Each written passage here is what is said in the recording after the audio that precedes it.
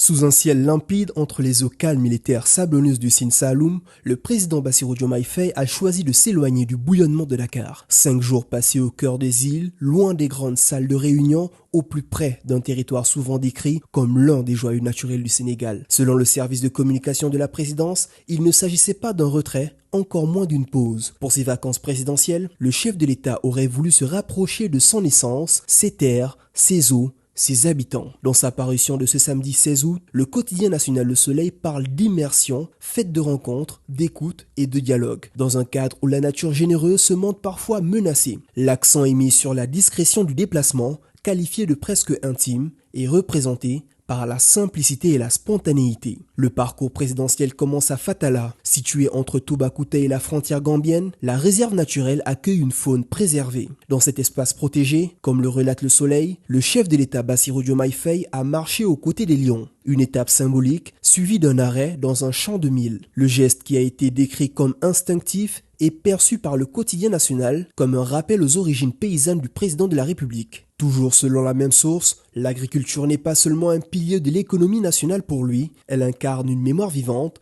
et un lien entre les générations.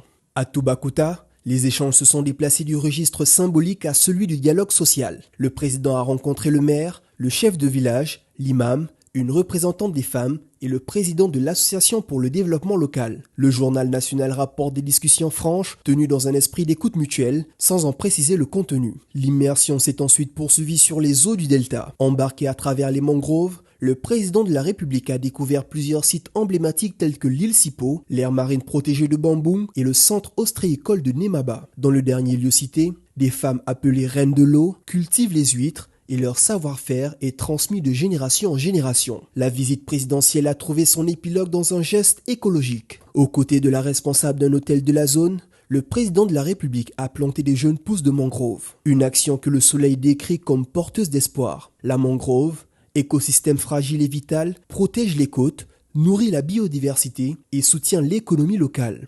Reboiser ces espaces est présenté comme un acte concret, inscrit dans une vision qui dépasse le court terme. Le quotidien a enfin souligné que ce séjour a mêlé contemplation et action. À travers ce voyage, le chef de l'État aurait voulu affirmer que le développement du pays ne se conçoit pas uniquement depuis un bureau. Il s'incarne dans le contact direct avec les territoires, leurs habitants et leur nature.